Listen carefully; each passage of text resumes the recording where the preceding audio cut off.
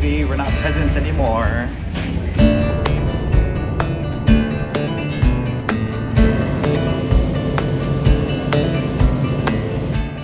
Whatever happened to trying to keep it minimal? That did not happen.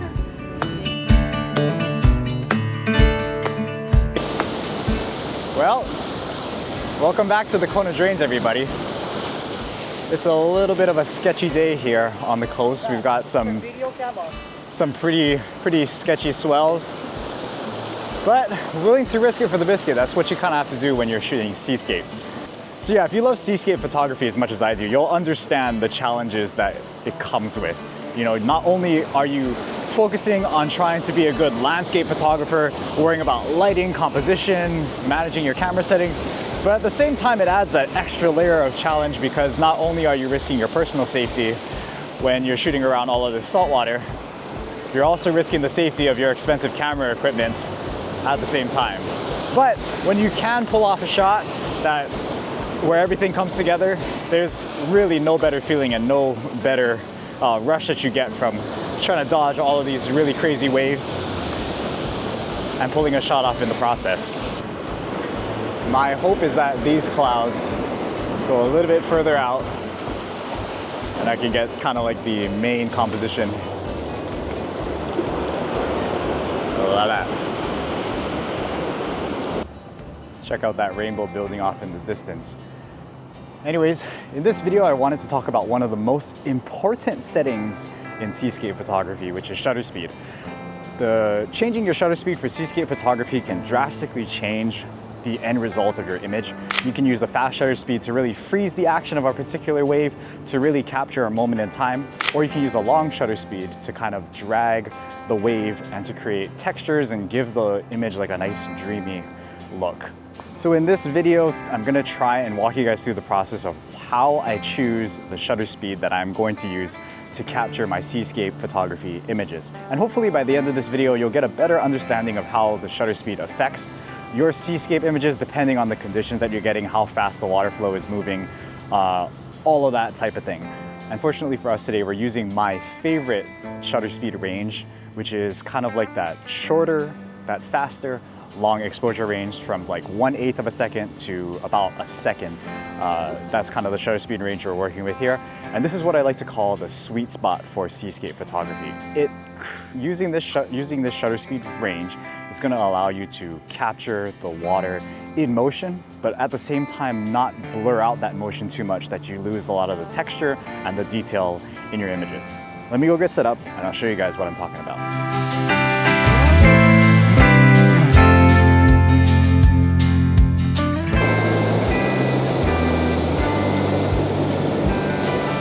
Check out that rainbow behind him. Check out these flows though. And that beautiful sky back there. Woo, things are getting a little spicy here. We've got the rainbow happening right now. We'll kind of show you guys my composition here. Hopefully we'll kind of brighten it up so you guys can see. But we've got just this nice drain. We've got a little bit of clouds in the sky. We're just waiting for the sun to get a little bit brighter. But the shutter speed that I picked for this particular drain is 1/5 of a second. Because the waves are coming in with such force and they're draining so rapidly, I really am trying to capture the texture and the movement in those waves. Now I did try to shoot these waves at about 1/2 a second, but I found that the water was moving a little too fast and the water almost looked a little too smooth, and the texture kind of went away.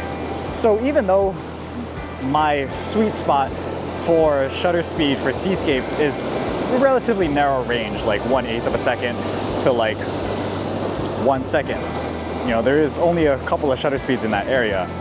When it comes to flowing water, there's a huge variety even within that small range of shutter speeds. So usually I try to find what the right shutter speed is for a particular drain and just stick with that.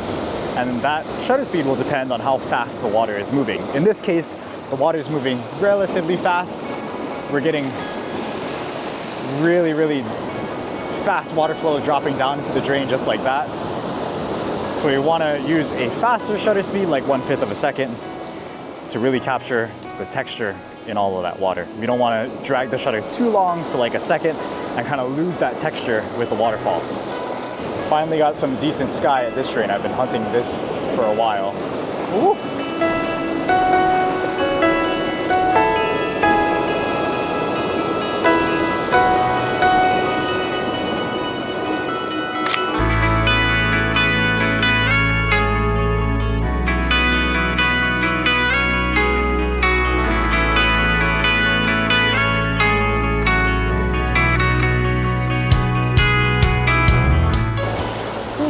So one of the more important pieces of equipment when shooting seascapes directly into the sun like how we are today is to have an ND filter. An ND filter or a CPL, something like that. Something to cut down the light a little bit. That's gonna allow your shutter speed to get into that sweet spot area, even though it's kind of bright shooting into the sun. It's still gonna allow you to get the relatively long exposure, like 1/5 of a second, that kind of thing. We're switching places. But yeah. Beautiful, beautiful stuff happening right now. We're switching compositions a little bit here.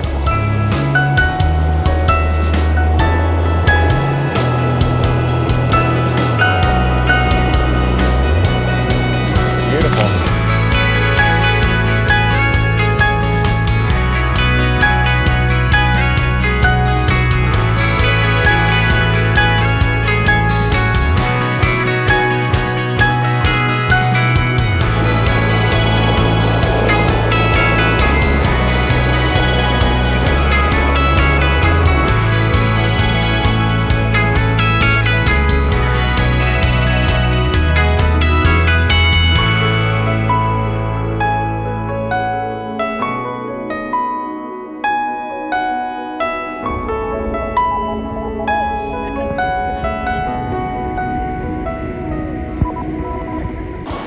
Another beautiful sunset here on the Big Island. Took a couple of shots at a variety of different shutter speeds. Actually only 2 shutter speeds. Right now I'm shooting this at 1/5 of a second. Same thing that I shot yesterday because the water again is draining into the drains relatively quickly, so we want to keep that texture.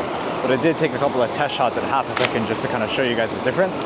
I do like a little bit more of the outer water movement on 1/2 a second, but I think in general the 1/5 of a second shot just looks a little better because we've maintained so much more texture in the water.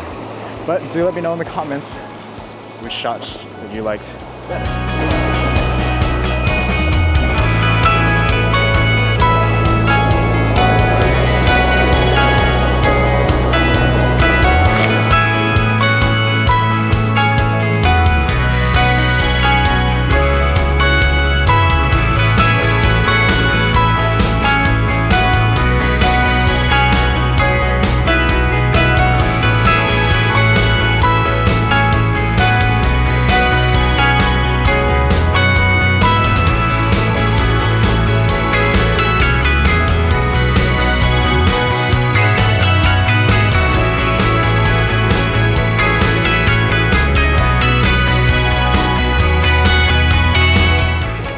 Here again at the drains, trying not to die. I'm just hanging out a little bit further back here. I'm trying to wait for a big storm, not for a big storm, but I'm trying to wait for a big swell to come in just to see how strong it is before I get to the water's edge, because what we're getting is a lot of big waves that come in and just kind of flow and fill this little tide pool right here. And I don't want that kind of backflow into the water to pull me into the drain, especially when I'm shooting it. But obviously, I'm gonna try and get as close to the drain as possible, but at the same time, try to be safe with all my equipment and all that. But yeah, hopefully we'll just get another nice sunset. Our sunset this way is clear, so we are looking back towards the mountains where we have some clouds, hoping that those will kind of give us some nice sky interest in our shot. Whoop. It's a good amount. So far, so good though. Woo. It's gonna be a nice shot right here if we can pull this off. Check it, big storm swell right here. Big swell. Woo, beautiful. Oh, that's epic. One more. Woo, gotta brace ourselves here. We got the staggered stance right here. just to kind of brace ourselves a little bit from each of the waves as they come. But for this particular drain, well, for the past couple of drains, I shot at 1/5 of a second. That's because the water was kind of dumping in relatively quickly. But for this drain, I'm slowing things down just a little bit. I'm shooting at about 1/3 of a second.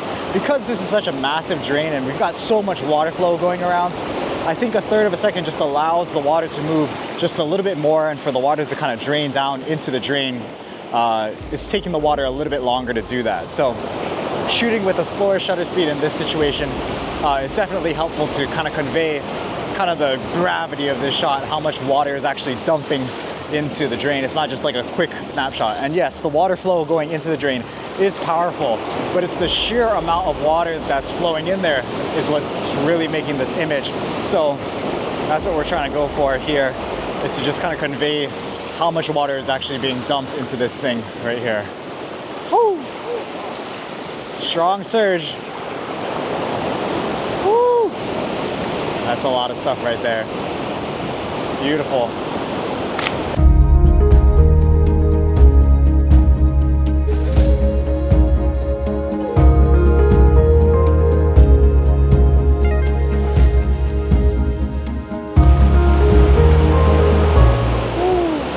Got this beautiful sky happening behind us. There's that faint rainbow. We've just been getting some epic flows. Man, it's so hard to vlog and do this at the same time.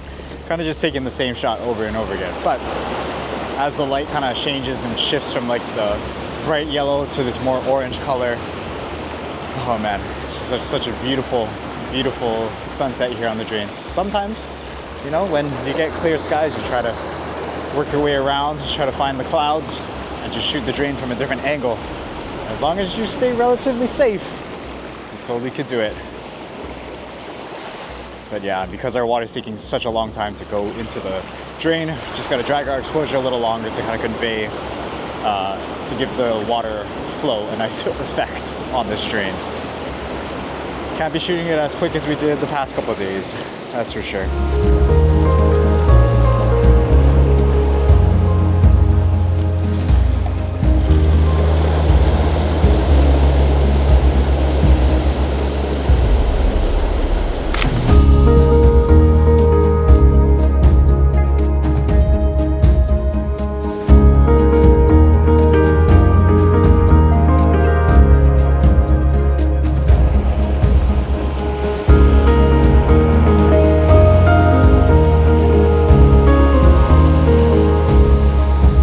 So yeah, we're back on Oahu, and I apologize for the kind of frantic nature of this vlog. We're shooting seascapes all over the place, and granted, that's kind of the point. Every single location, every single different location that you shoot seascapes in has its own kind of unique set of challenges and requires its own special shutter speed that fits in within that sweet spot that we're talking about, because every single location is different, every single flow is different. But yeah, in addition to that, when we were traveling on the Big Island, we immediately after sunset we had to book it up to Mauna Kea to try and catch the Milky Way. So we were on a little bit of a time crunch and didn't allow us to make the best seascape video possible. So I'm finishing it up here at home. So I'm gonna try and experiment which shutter speed works best for this particular shot here. But if experience serves me best, this particular location I've shot many times. Haven't really vlogged it a whole lot, but I've shot it many times. It's probably before I got into YouTube. But the shutter speed that works best for this location is anywhere from like 0.4 seconds to half a second to like 0.8 seconds. So, you know, it's mostly because we've got these huge cliffs that, you know, basically there's a lot of area that water needs to fall down over these cliffs and get into the water. So it requires us to shoot with a longer shutter speed. Back in the Big Islands, we were shooting at like 1/3 of a second at the longest for that water to drain into the big drain. And then we were shooting at 1/5 of a second for those other drains as well, just because the water flow is flowing in so fast. But the water flow here, while it does flow in fast, you kind of need to drag that shutter a little bit longer just to get that nice cascade over the entire rock wall. But we'll just try, we'll see how this works. We'll see how these images come out. We'll just experiment. But yeah, I'd like to kind of use this location as an example to kind of show you guys what type of scene would work best for like those longer shutter speeds of anywhere from like 0.4 seconds to like a second, and how that cascade kind of looks in comparison to a faster shutter speed like 1/5 of a second.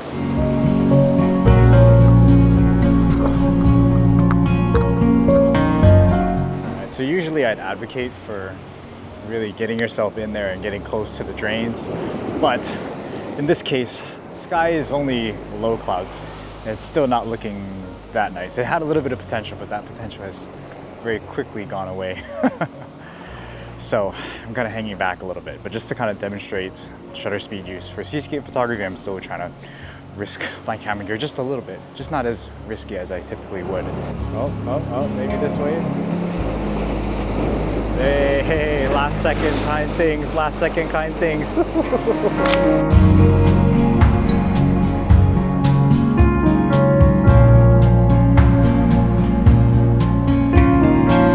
Oh yeah, that looks pretty good.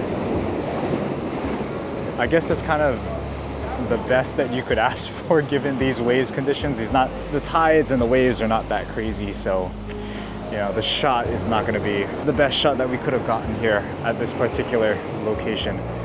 And yeah, there goes our sun already. I'll put a shot up, an example shot from this particular spot that I shot with one of my earlier vlogs that didn't quite make the cut to actually post on YouTube because there really was no story to be told there.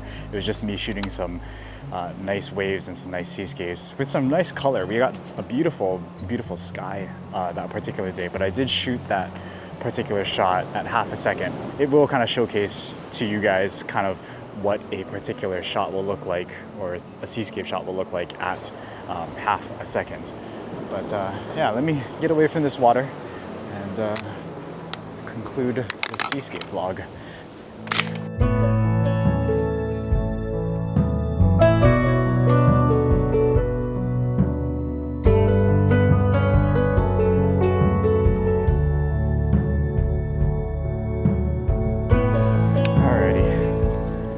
Got a little bit of light left, but like I said, the tide is going down, the waves are dying. So we're just gonna conclude it here. But anyways, the whole point of this video was to kind of showcase the difference that your shutter speed can make when shooting seascapes. Obviously, when we're shooting water flows, we want to be using a relatively long exposure. There are other types of seascape photography that you can indulge in that won't require this sweet zone or the sweet spot for these particular shutter speeds.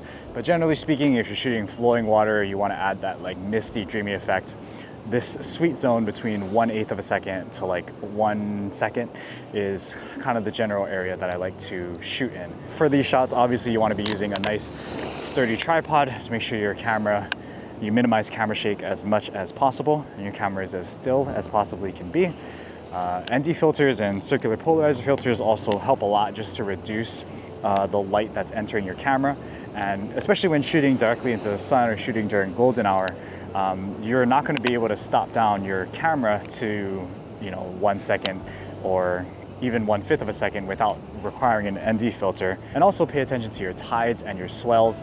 If you're coming, regardless of whether you're coming during high tide or low tide, it's going to affect your particular location or your particular composition differently. Sometimes at high tides, especially in Kona and at the drains, if you come at like an extremely high tide and an extremely high swell season, those drains are going to be washed out, unshootable. There's just going to be too much water to get your shot. But if you also come at too low tide, or if you go at a time where there isn't any swell or water energy or wave energy, then you're not going to get any flow at all, and your drains will just be basically dry and the water won't be coming high enough to drain into the water. Yeah, every location is different. There's an optimal tide and an optimal swell conditions that work for each particular location. You just have to figure out what tide and what swell conditions that is for your particular location. Let me get out of here because that wave almost took me out.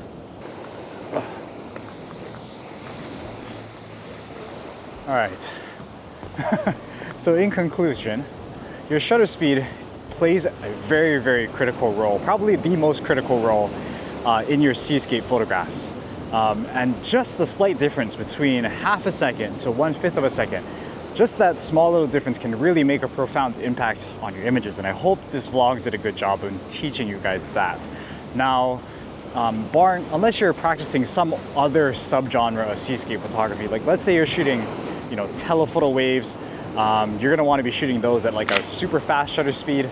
Or if you've got a scene that doesn't have a lot of flow, you're gonna wanna like drag your shutter speed even longer to like 30 seconds to really smooth out that water and give that water like that nice misty look.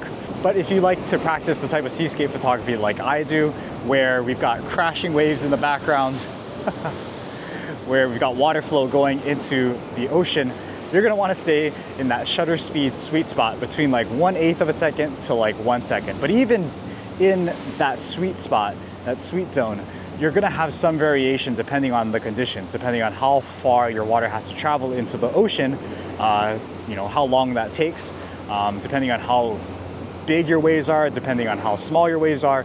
It's gonna change each time. So the more you practice and the more you get out there and shoot seascapes, the better you'll get at predicting what shutter speed you need to use. But at the end of the day, always try a variety of different shutter speeds within that sweet zone to make sure that you're getting the best and the most optimal shots possible when you're in the field. Because if you mess up on your shutter speed for your seascapes, there's no do-overs, there's no redoing that sunset. You can of course always come back to the location and shoot it again, but the lighting conditions might be different. You might be shooting a really epic sunset. And sometimes if you're shooting a really epic sunset, you can get locked into just focusing all your attention on the light. But if you had dialed in your proper shutter speed ahead of time, that's gonna help you in the long run. That way you can just focus on enjoying that experience and not fiddling with your camera. So yeah, definitely keep in mind that sweet spot for your shutter speed for seascape photography the next time you go out and shoot. If you like this type of content, this travel, vacation, a little bit of photography education, hit that like button, comment below, and subscribe if you aren't already. And we'll see you guys in the next video. Peace out.